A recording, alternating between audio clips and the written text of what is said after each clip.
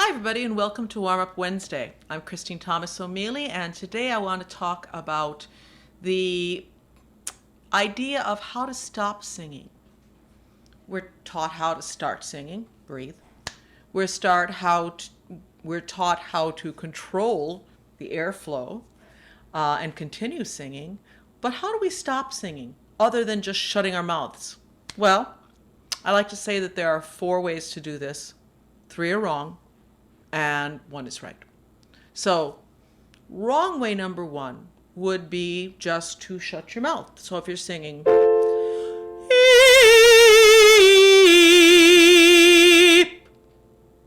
okay, I exaggerated a little bit.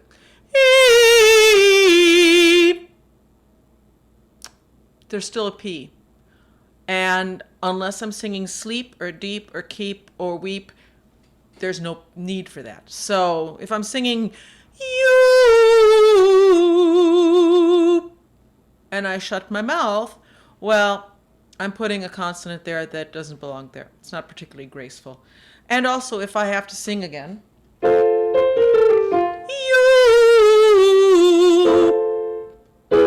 sorry,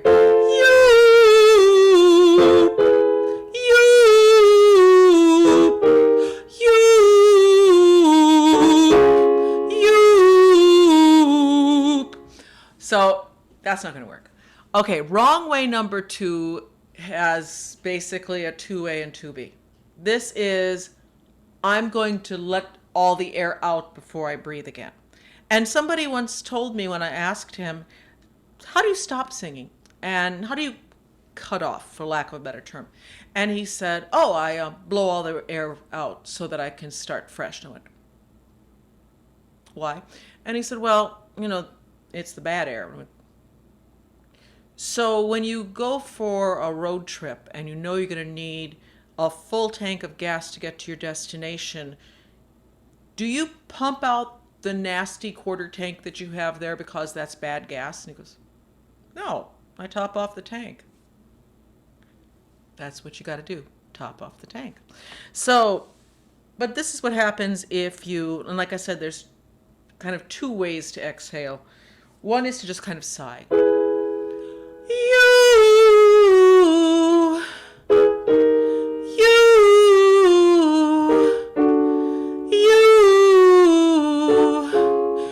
So A, you're late, and B, you gasp. You're going to make an audible sound in order to get back in quickly. Wrong way number 2B is to kind of grunt and force out the air.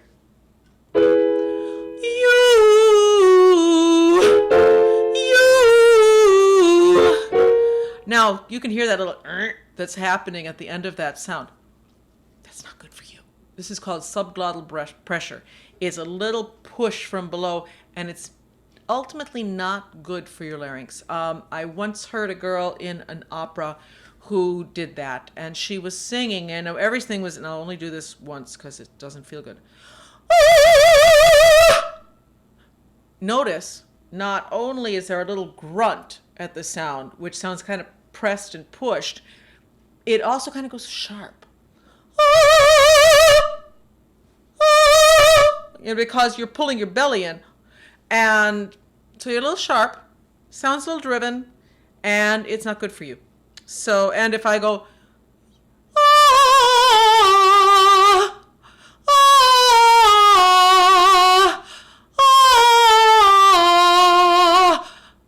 again, a little bit of a sound at the end, you're a little bit late.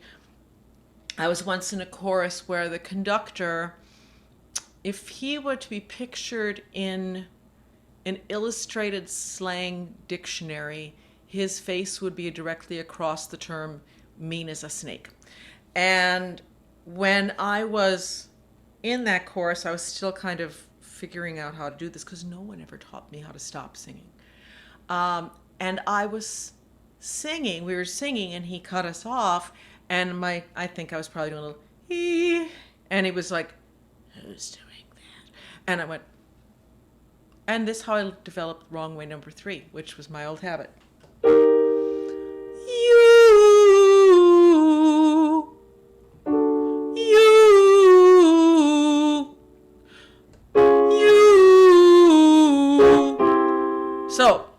was pulling my tongue back. You.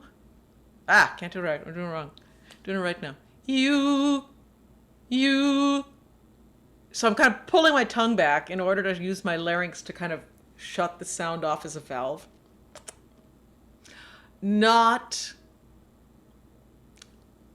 It's not better than the other two ways, but it's not dangerous. You're not late. It's efficient, but it isn't particularly elegant.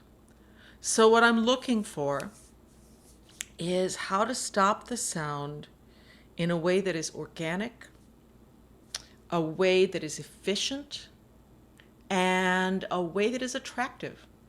And the way you do that, which I thank Richard Miller for teaching me about, was to release into the new breath.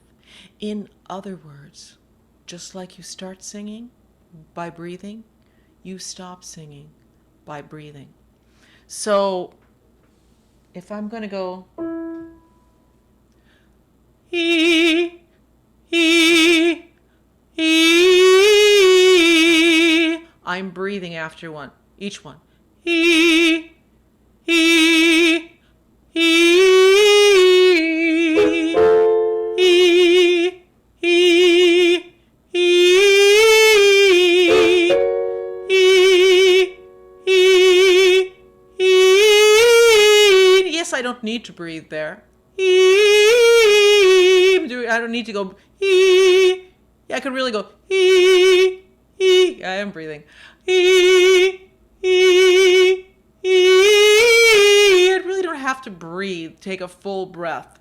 But I'm doing it just to illustrate and to train my body so that I can do this and breathe when I need to breathe, so that I can have a long phrase ahead of me that I don't have to breathe through. So maybe I just took a breath, but I have a long melisma coming up, and I'm going to need to take a breath before it. So I'm going to have to take a breath before it. Some exercises that work really well for teaching how to master this is, but they're boring. A couple of them are boring. This one is boring. I'm going to breathe after every 2 notes.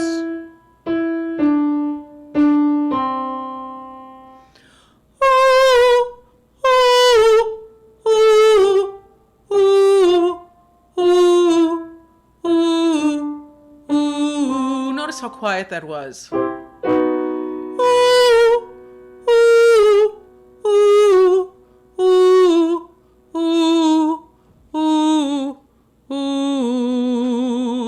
Another way would be, that is like what I call the Addams Family exercise. I am going to sing 2 short phrases followed by a longer one. And I'm going to breathe between each of the 2. So it'll be E, E, O,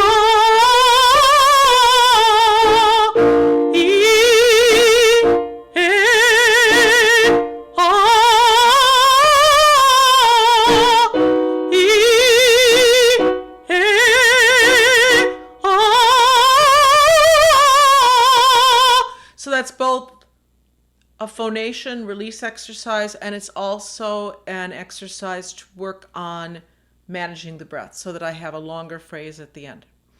Another good one would be, these are all Richard Miller exercises. I believe they're all found in Structure of Singing.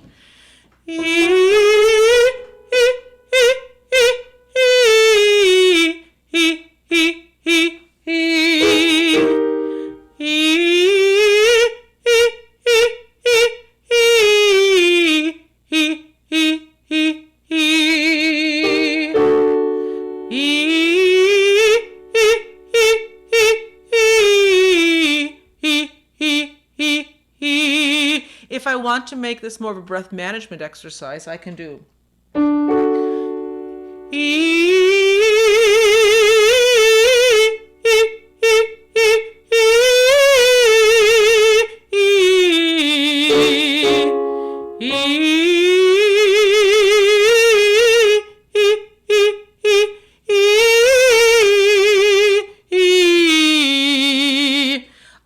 Other exercises, pretty much they're all variations on the same thing.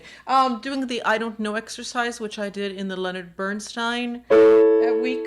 I don't know, I don't know, I don't know, I don't know, I don't know, I don't know, I don't know. All the exercises you do really should be approached with this intent, because you can use the wrong ways for effect. If you are singing something that's sad and you want to do a little sigh, I mean, that sigh, think about it, that's all on the song I'm sad but I'm happy. That kind of, I forget what song that is. It's from Jagged Little Pill. This little sigh, I'm sad but I'm happy. I'm young but I'm wise. All of that. And that's fine. That works with that character. In opera, when I sing Va laisse couler mes larmes, and at the end I'm singing Tout le brise, which means all is broken, I sing Tout le brise.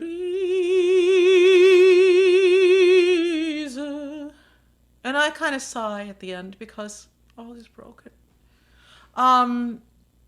Grunting, I don't particularly care for it, but if you were to use it, I would caution you to use it in the lower part of your voice where it's a little safer, and to only do it, judiciously. Don't do it all over the place because subglottal pressure. Let's see, what else? Yeah, I mean, learn to do things the right way, and then you know when you can break the rules and you can still be safe doing it, because we just want to make sure you don't hurt anything. Okay, so that's all about how to release. Next week I'm going to talk about how to do onsets. And I was going to do onset and release today, but I decided to just focus on releases. And I want to talk about onsets because I usually approach them from the classical perspective, and Meredith Colby brought to my attention that I need to think about this also in terms of CCM, contemporary commercial music, because one size doesn't necessarily fit all. Again, if you know how to do a balanced onset, then you can do the others judiciously and not kill yourself. So, have a great day and tune in next week.